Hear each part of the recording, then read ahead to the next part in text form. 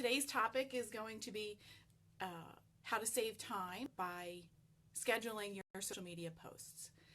So this is my first edition of Coffee Break with your Web Chick Live, if you couldn't tell. I do have my beverage of choice here in my mug. So if you can't read backwards, it says, shh, mommy's not coherent yet. So it's one of my favorite mugs of all time. And coffee is one of my favorite beverages of all time, wine being the other. So according to a March 2016 poll by Manta, if you're not familiar with Manta, Manta is a small business directory online, manta.com, but they also have a blog where they put out polls and things that are valuable to small business owners. But according to a poll that they did early this year, the majority of small business owners that they polled said that social media was one of the most time-consuming aspects of their online marketing. And I'm wondering if you can relate to that, because I know I certainly can. But before you decide that social media is more time-consuming than it's worth, consider this. Just a few posts a week is going to do more for your business than no posts per week. So even if you're only posting occasionally, I mean, optimally, yes, on Facebook, for instance, optimally you would post daily to keep yourself in your audience's news feed potentially. And if you're not posting at all, obviously there's no chance that you're going to show up in their news feed. So what does that mean? It doesn't mean that you're going to have to drop everything that you're doing, you know, which is, for most small business people I know, you're doing at least a dozen things at a time. So you don't have to drop everything that you're doing several times a day in order to go off and post on social media. But if you get in the habit of setting aside a couple of hours a week when you have downtime, I mean, I know as a small business owner, I know it's not easy to find downtime. For me, it's a couple of hours, 2 or 3 hours on Saturdays. I call it Social Media Saturday, and I take care of all my social media that's going to occur in the coming week. And I'll just schedule everything out, and I care for some other things. I make sure that people who I'm following on certain platforms are following me back, and that sort of thing. When it comes to scheduling on Facebook pages, I do recommend that you use Facebook's built-in scheduling tool. The reason that I recommend using Facebook's built-in tool is because Facebook really seems to tend to like Facebook. Thanks, thumbs up.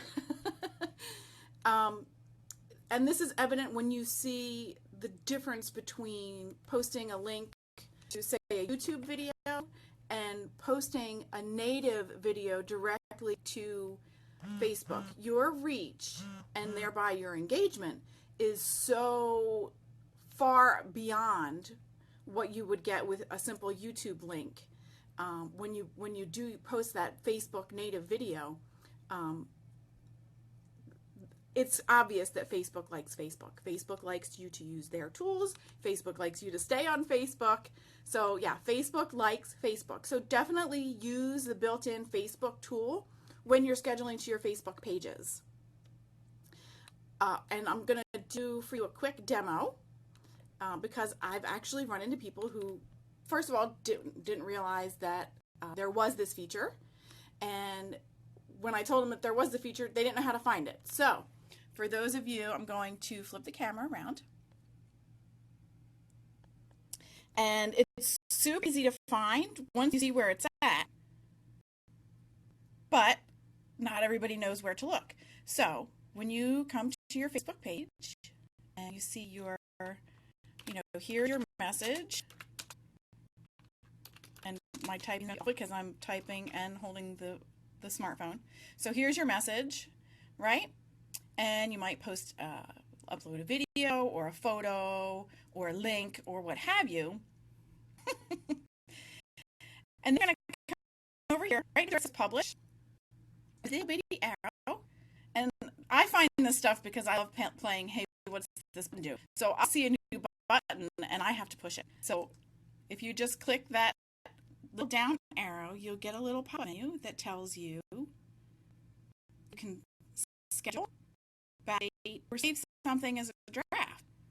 So if you schedule all of your posts on Saturday or Wednesday might be your quiet time.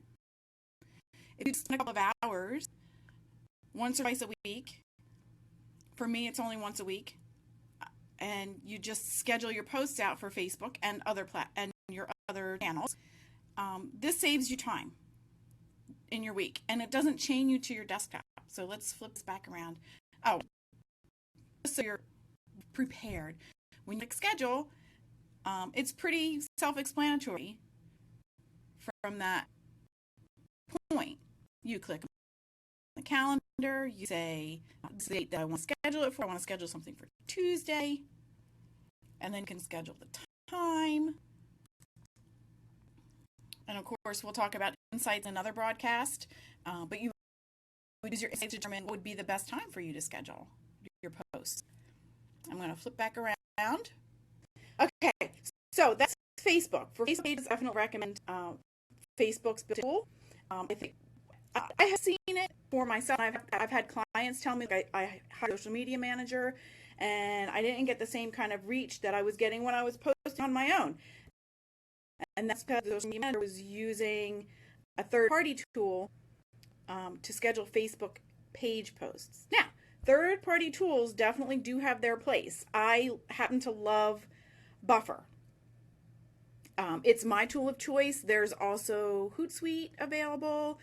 There's Buffer, there's Edgar, there's CinchShare, and more. And really, price point and personal preference will be what help you to determine which tool is best for you.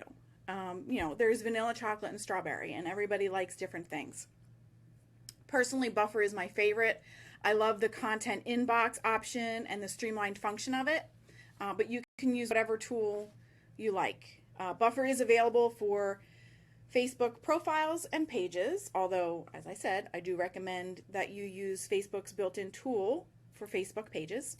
Facebook groups that you admin, Twitter, LinkedIn profiles and pages, Google Plus pages, Pinterest, and they just added Instagram. I also love CinchShare. If you do any kind of events, I'm a co-leader for a networking group, and I do some other events during the year. I do an annual event, an annual charity networking event. So I use CinchShare because it lets you schedule posts to events. So if you do any kind of events, especially if you do Facebook parties, the CinchShare is really great for events, and it's the only one that I know of, especially the only one with that price point. CinchShare is just $10 a month. Buffer is also $10 a month, but there is a free version. It's limited. You can only schedule 10 posts at a time, and you can only do, you couldn't do LinkedIn profiles and pages. You would only be able to connect your profile or your page, one or the other. As I said before, you can set aside a couple hours a week and schedule out your social media posts for the week ahead. But I don't want anyone to think that I subscribe to a set it and forget it method of social media. This doesn't mean that once a week you schedule out your posts and boom, I'm done. You do still need to check in on your channels a couple times a day to see, is anyone engaging? Has anyone asked a question? Is there some way that you can continue a conversation with someone? Because social selling doesn't mean that you are selling things on Facebook. Social selling really means that you're building a community. To me, you're rarely going to make the sale immediately on Facebook profile or from a tweet. But what you're doing is building that community. So once or twice a day, you want to check into your media channels. Check into Twitter. I have everything on my phone, so I get notifications. So-and-so retweeted, or so-and-so responded to your Facebook post. So you want to check in a couple times just to continue those conversations that you've started with your social media posts. Joe wants to know, what about Google Plus? I still only have a personal page, and so I can't use Buffer. Do I have to get a biz page or still hold off? Well, it's up to you. Because I have so many channels that I'm already monitoring and maintaining, I don't have a Google Plus page. I have a Google Plus profile, and I actually use something called Friends Plus Me just for scheduling my Google Plus posts. It's a free tool. It does work with other platforms, but only for Google Plus, because it's one of the only things that I know of that works with Google Plus profiles. But here's what I'd love to happen moving forward. This is my first Coffee Break with Your Web Chick live. I will be doing it every Thursday at 2:30-ish. Sometimes life happens and I might run a little bit behind, but it is my plan to do this every week. And I'll have a different topic every week. I want you to boss me around a little. I want to know what you want to see on the broadcast. I do have a topic bank, so I have come up with about 6 or 8 topics that I think would be valuable to my audience. But I want you to tell me, like I said, boss me around a little. You're welcome to boss me around a little, and just let me know what you would like me to talk about. And it can be anything having to do with your online presence, web design, web security, WordPress, Facebook, social media in general. If you want me to cover, I can do an entire broadcast just on Buffer, because I think we've already established I love Buffer. Buffer is my favorite. CinchShare is also great, like I said, for events, if you do any kind of events during the month. Love CinchShare. You can't beat the price point for $10 a month. And they've got integrations too. It integrates with Canva, so you can do graphics and pull them straight into your queue.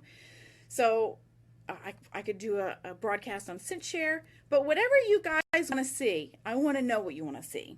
So I invite you to boss me around a little and let me know what you want to see. It's Coffee Break Live, Coffee Break with Your Web Chick live, and it's going to be every Thursday around 2:30 on my Facebook page, and I hope to see you guys again. Thanks for tuning in. You guys who are watching on the replay, thanks so much for watching, and I will see you again